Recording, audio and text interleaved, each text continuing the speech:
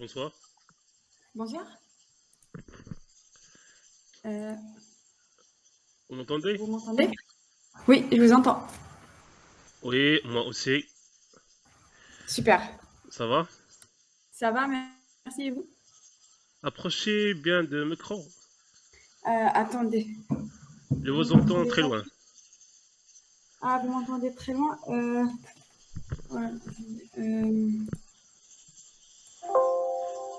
je pense que je... Et, et là, comme ça, vous m'entendez pas? Comme C'est ça? bon, Même c'est comme bon. ça, très loin? Je pense que c'est bon. Ouais, parce que... Ok, Donc, ça on marche. va commencer notre entretien de test pour D'accord, tester vos compétences techniques dans Java ok, et Angular. d'accord. Donc, d'abord, Euh, je me présente. Je m'appelle Fessin Hamza. Je suis un ingénieur Java Angular. J'ai presque 7 ans d'expérience en total. d'accord, Mais dans la stack Spring Boot Angular, j'ai presque 3 ans. Avant, j'étais un d'accord, développeur PHP, Oracle, Java Standard, ainsi de suite. d'accord. Vous pouvez vous présenter aussi. Ok. Euh, alors moi, je suis Nesrine, je suis développeuse Java Angular. Enfin, j'ai fait un peu, enfin, Java Angular TypeScript. Donc, j'ai fait plus Angular et TypeScript ces 3 ans, enfin, ces dernières 3 années. Et voilà, du coup, j'aimerais bien faire tester avec vous, parce que j'ai vu sur YouTube que vous faites des questions, enfin, d'entretien. Du coup, je voulais tester ça. Voilà, en gros. Vous avez combien d'expérience? J'ai entre 2 et 3 ans. 2 et 3 ans. Vous Ouais. travaillez maintenant ou bien Je travaille. tu veux changer? Je veux changer exactement, oui. Et j'ai un peu oublié, quand je commençais à faire les entretiens, j'ai vu que j'avais un peu oublié les bases. D'accord. Même si je travaille, mais il y a des choses qu'on oublie. Vu que, par exemple, Java, je fais pas beaucoup maintenant. Donc c'est pour ça. Et du coup, j'ai un peu révisé. J'ai vu vos vidéos, donc j'essaie un peu, voilà, de faire ça. Comment on va retrouver les vidéos de la chaîne que je, Euh, que je fais? c'est comme ça, sur YouTube, j'ai écrit question entretien et c'est sorti. Moi, j'avais fait les vidéos sur YouTube parce que j'aurais besoin de passer des entretiens et je trouvais c'est une manière de réviser, c'est une bonne manière Ah oui, c'est de vrai. passer les entretiens aux autres. D'accord, je vois. C'est une sorte de préparation pour moi aussi. Et vous le faites souvent, c'est ça? Dernièrement, c'est presque 4 mois. J'ai pas continué comme avant, mais on fait un retour avec vous. Après, après moi j'ai un peu de mal parce que enfin je suis pas très très forte donc ça va. Vous allez enregistrer cette vidéo? Oui, bien évidemment. Tu vas la Ok. trouver dans la chaîne. Euh, ok. D'accord. Pourquoi vous rire? Non parce que juste que ok, ça marche. Pas de Mon problème. nom il va Non, non, non. Si non. vous avez un problème, je vais stopper Non, parce que je sais l'enregistrement. pas. Non, non, normal. Juste que mon nom n'apparaît pas, c'est ça? C'est pourquoi je te demande de désactiver la cam. Pour ça, Oui, on reste tranquille. C'est bon.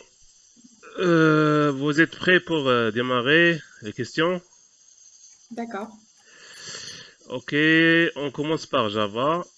Est-ce que vous connaissez les concepts de base de programmation orientée objet de Java? Les piliers? Alors, pour Java, il y a l'héritage, l'encapsulation, polymorphisme, Oui. euh, l'héritage et l'encapsulation, Abstraction. euh, et l'abstraction. Oui, voilà, Donc, l'abstraction. vous allez choisir un seul concept. Tu vas les détailler. Un seul parmi les Euh, quatre. Ben, je vais. Je vais choisir l'héritage, Oui, par exemple. vas-y. En fait, l'héritage, par exemple, quand on a, par exemple, euh, un comportement en commun Oui, enfin, quand on a un comportement en commun, donc on crée oui, une classe mère qui va englober ces comportements. Et après, on a des classes, ce qu'on appelle des classes filles, qui vont hériter de cette classe. Ils vont avoir les mêmes comportements que la classe mère. Après, ils peuvent avoir d'autres comportements, mais ces comportements, ils vont être définis dans leur classe enfant, dans les classes enfants. oui, tu as dit de partager le comportement aussi l'état de cette classe. Parce que chaque classe, il se caractérise par l'état et le comportement. Le comportement, c'est les méthodes. L'état, c'est les attributs. D'accord. Donc, Oui. on partage l'état et Et les... le comportement de cette classe. D'accord. Euh, Souvent, la classe mère, on la trouve abstracte. Oui. Pourquoi, à votre avis? La classe mère qu'on hérite, souvent on la trouve abstracte. Parce que généralement, on n'a pas besoin de l'instancier. Oui, on s'intéresse souvent par les classes filles. Parce qu'en fait, généralement, c'est une classe globale. Enfin, c'est pas, on va pas instancier, par exemple, une classe animale. Oui, Généralement, on oui, n'instancie pas oui, oui, vous avez animal. raison. C'est le mot de regrouper le code pour ne pas l'utiliser à chaque classe fille. C'est-à-dire D'accord. partager le code, on le met dans la classe mère et on l'hérite. On ne s'intéresse pas à créer des objets de la classe mère. D'accord. Ok, ok. Vous pouvez me donner la différence entre une variable d'instance et une variable de classe. Euh, une variable d'instance et une variable de classe. Une variable d'instance, on utilise le new, non? Pour, euh, pour l'avoir et une variable de classe, c'est une variable enfin, qu'on déclare, non? Une variable de classe, c'est-à-dire les variables commencées par statique, elle appartient à une classe. Il est partagé Ah, pour tous les objets. ah, ok. Mais C'est les une variable. variables d'instance se sont attachées au l'objet. C'est-à-dire, elles sont déclarées en dehors des méthodes à l'intérieur de la classe. Ces variables décrivent les propriétés d'un objet et restent liées à celui-ci. C'est-à-dire, elles sont liées à un objet.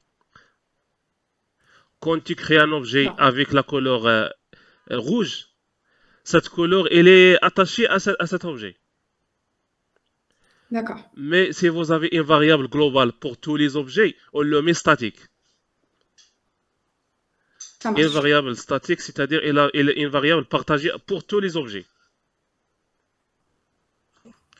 Et il commence par le mot-clé statique, le nom de la variable. C'est clair? C'est clair. Oui, c'est clair. Ça, c'est par rapport la statique, par rapport à la variable de classe. C'est De ça. classe, oui. Ça marche. Les modificateurs d'accès en Java, tu les connais? Les getters et les setters? Modificateurs d'accès.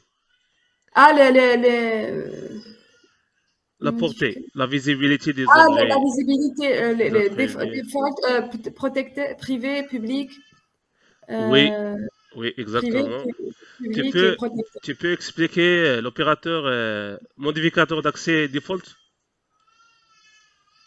Je peux expliquer privé. Oui, oui, Default, vas-y. à privé, ça veut dire que les attributs, on a on peut avoir accès aux attributs enfin, les attributs sont accessibles que dans la classe. Que dans la classe, oui.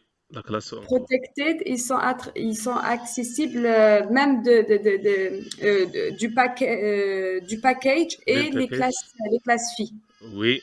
Protected, c'est ça. Public partout, un peu partout dans C'est le l'application. contraire de private. Oui. Default, Et default, c'est privé, non? non, non, default, c'est C'est- visible, invariable, visible au cours de package, dans le même package. C'est un peu comme protected, mais protected, elle est invariable et visible dans le même package et les classes filles, même si elle appartient à un autre package. Elle partage. Default, ils sont accessibles pour les classes filles ou pas? Non, non, Default. non. Ah, d'accord. Sont pas accessibles aux classes filles. D'accord. Mais protected, ils sont accessibles aux classes filles. Ça marche.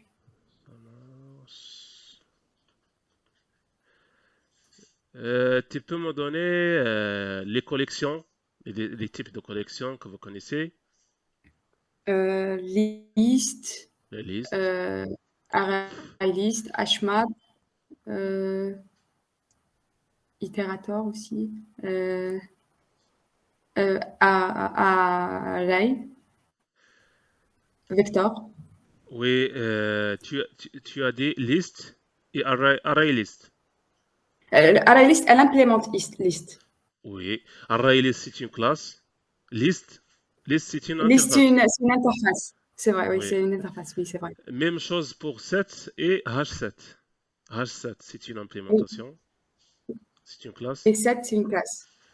Ok, c'est quoi la différence entre list et set, à votre avis? List, on a les valeurs. Et 7, on a clé. Non, ça, c'est le hmap. Par rapport à ordonné ou pas? Oui, oui, Non? list il garde l'ordre d'insertion des éléments. Set il garde pas l'ordre. Et aussi, list, il autorise les doublons. On peut avoir des valeurs Oui. doublées. Oui. 7, ils sont uniques. Il contient des valeurs uniques. 7. Il D'accord. n'accepte pas les doublons. Ok.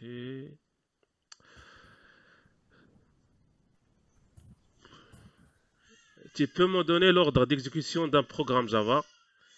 Donc, le programme Java, il commence par une méthode, Constructeur. un constructeur, ou bien une méthode, ou bien un bloc. Tu peux me Euh, donner l'ordre? je pense qu'il commence par le constructeur. Oui. Et après, Il y a des blocs. euh, les blocs, c'est-à-dire la déclaration des variables. Le Euh, bloc, oui, oui, on a des blocs initialisation et blocs statiques. il commence d'abord par statique. Oui, par statique. Et après, l'initialisation. Après, bloc d'initialisation. Et au dernier, c'est constructeur.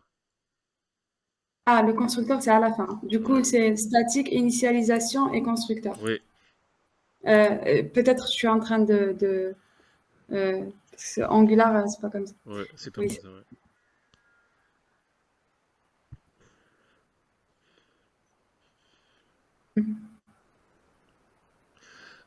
Tu connais le mot-clé final au Java.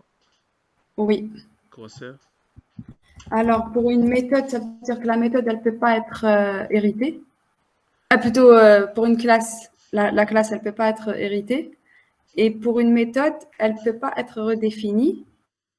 Oui, Et pour un attribut, il peut pas être modifié. c'est un constant. Oui. Ouais, c'est un constant. Ok, ok. Tu connais le mapping objet-objet, la notion des DTO, l'entité Euh, DTO. Pas trop. C'est-à-dire quand tu fais appel à la base de données, Mhm. on récupère un objet de type classe A, mais on ne veut pas exposer cette classe A au niveau de front-end. Donc, on voulait mapper cette classe A à une autre classe DTO. Ok. le mapping objet-objet. On a des bibliothèques pour faire ça. On a Mapstract, Model Mapper. Vous travaillez avec Spring Boot, Spring Non, Data. non, j'ai jamais travaillé avec Spring Boot. Ok, ok, Enfin, pas de problème. Tu connais Lombok? Longbook? Lombok. Non. Lombok, c'est une bibliothèque Java pour générer le code automatiquement. Par exemple, avec la notation @setter, elle ajoute les setters de toute la classe, de tous les attributs, avec une seule Ah, ok. annotation. Donc, on gagne Ça L-O, s'écrit comment? L-O-M-B-O-K, Lombok. Ok. Ah oui, ok, d'accord. Ouais, c'est vrai, j'ai déjà vu cette notion, mais j'ai oublié. Donc, on gagne le temps de développement avec cette bibliothèque. Tu connais les nouveautés de Java 8? Les lambda, par exemple, Lambda, oui. les streams, Les streams, oui. euh, voilà. Functional Interface, tu le connais?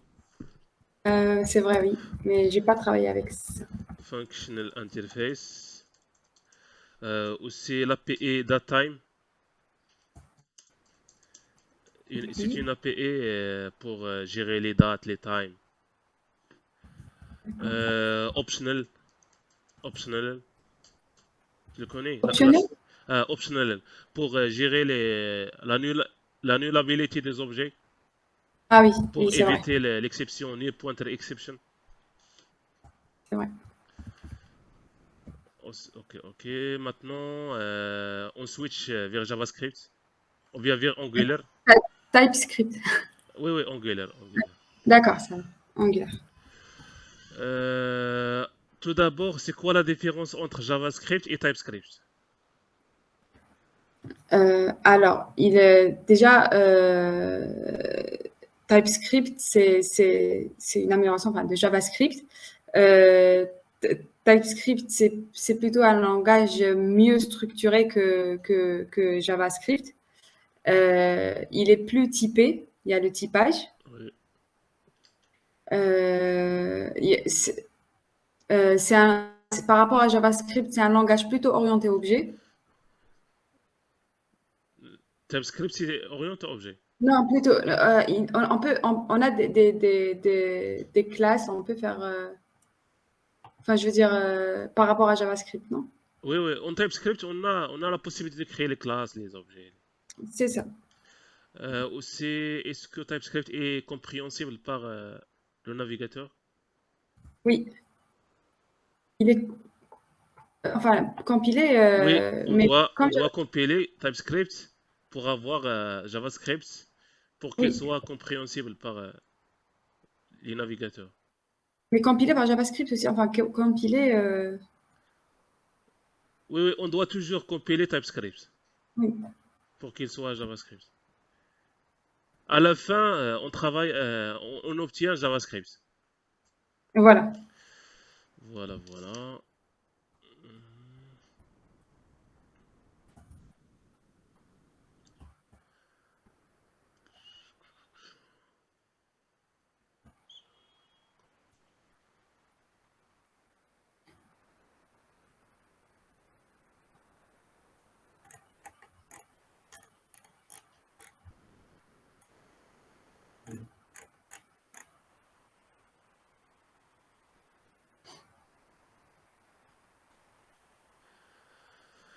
Si par exemple, j'ai les données qui sont dans la base de données et j'ai déjà créé l'API via Java, je les souhaite je souhaite les afficher ces données sur une page Angular. Oui, C'est quoi les étapes à suivre en heu, Java, en Angular? Les étapes on en Angular. on a déjà notre composant, On a une API qui retourne les données. Donc, D'accord. comment En on fait, va procéder en Angular? on crée notre composant. Oui, On crée notre composant. Donc, on a notre fichier TS, notre fichier HTML. On crée un service. oui, Dans le service, on récupère les données. oui. Et après, on fait le lien entre le service et notre composant pour afficher ces données-là. Comment on fait le lien entre composant et service? On injecte, On injecte. Oui, on injecte, on déclare notre service dans le constructeur. oui, exactement. Et au niveau de l'HTML, le template, on fait un GFOR pour Un parcourir les GFOR, données. oui. Oui, bien sûr. On a Angular et Angular JS. Oui. Euh, tu, En tu peux citer la différence entre les deux? AngularJS, c'est Angular 1. C'est Oui, la première version d'Angular. C'était plutôt avec du JavaScript. oui, Et après, ils ont changé. Ils ont carrément. Je pense qu'à la troisième. Enfin, il n'y avait pas eu de troisième version. oui. Ils ont changé directement pour faire Angular et avec cette fois-ci avec TypeScript. Angular, c'est à partir de la version 2, mais on n'a pas 3. On a 2, 4, 5, Oui, 6. oui, c'est vrai. Angular, elle est basée sur TypeScript comme langage. Mm, Par contre, AngularJS, elle est basée sur JavaScript. c'est ça. Angular, elle est basée sur les directives et les composants. JS, elle est basée sur Model View Controller MVC, un modèle MVC. Ok. Tu as dit, on crée le composant, on injecte le service. Tu Oui. peux nous dire comment faire communiquer les composants Angular? On a deux composants ou bien trois composants. On veut les faire communiquer entre les deux. On a deux méthodes. Soit on utilise le service, c'est-à-dire on crée un service pour échanger les données. Ça Oui, dépend si on a des méthodes réutilisables, on utilise des services. oui. Sinon, on utilise les output et les inputs. Output, input. Très bien. Et on a une autre solution très avancée, un GRX, pour gérer l'état des composants. Un GRX. Euh, Un ah, d'accord. GRX.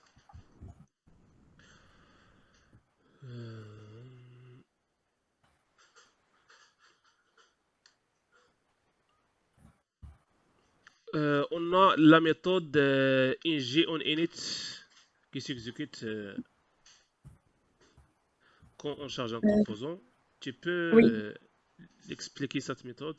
ingOnInit. Euh, ngOnInit, elle fait partie des méthodes du cycle de vie de la création du composant Angular. Oui, Elle s'exécute pour initialiser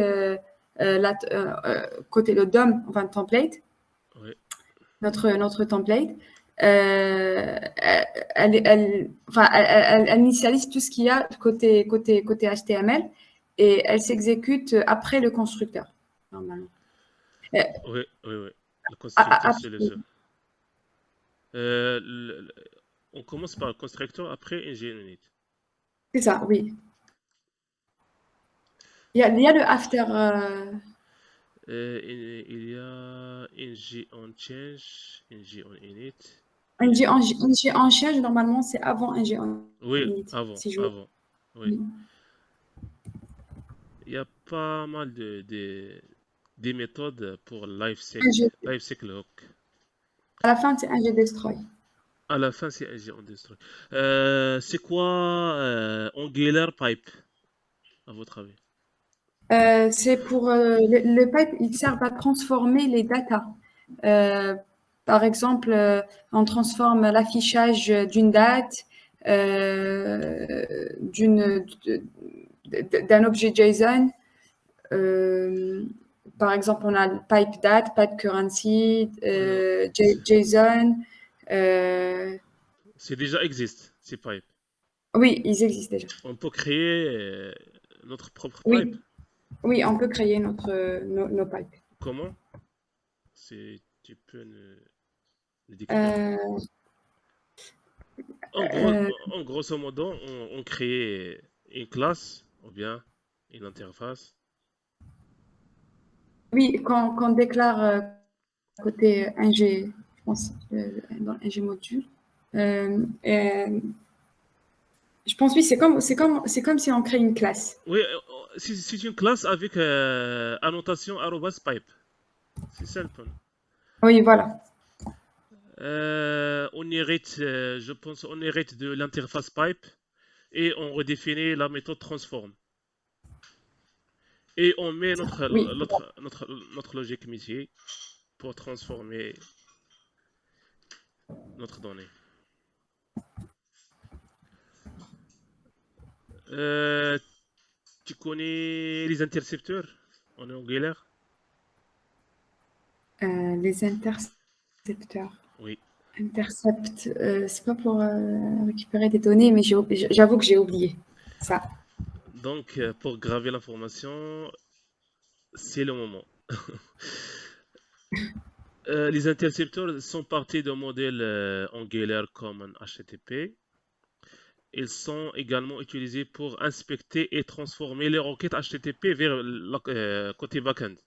Par exemple, vous avez un token. Hein. Ce token-là, on voulait l'attacher à chaque requête qu'on envoie à la partie backend. Donc, c'est pas Hein. la peine de faire graver ce token à chaque requête, à chaque appel à notre API. Donc, seulement on crée un intercepteur. On dit que chaque requête sortant de front-end vers back-end, on attache ce token. On grave ce token à chaque requête.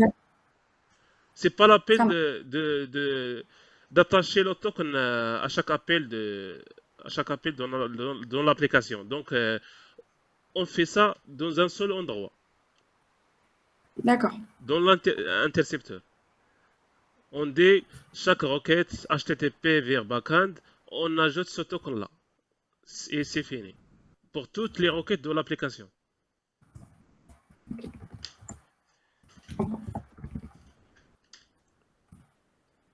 C'est quoi le routage?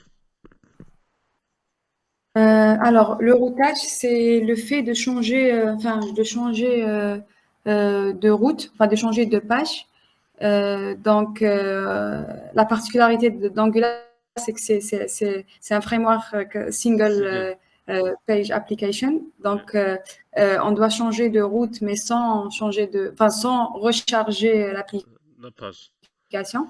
Donc, le routage, je- enfin, c'est tout ce qui, tout ce qui,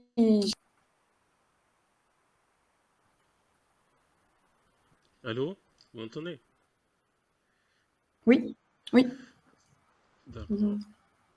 Euh, la dernière question, c'est quoi l'opérateur fork join? Fork join. Euh, c'est, euh, Tu demandes je sais que la c'est pas. réponse ChatGPT. Non, non, du tout. Parce que je sais pas, moi, quand je sais pas, je sais pas. Fork join, quand tu as deux observables, deux appels au côté backend, deux appels, Hein. ou bien Mhm. trois observables, et tu veux, tu veux les attendre, les trois, jusqu'à ce qu'ils retournent le résultat, et tu affiches le résultat d'un seul coup.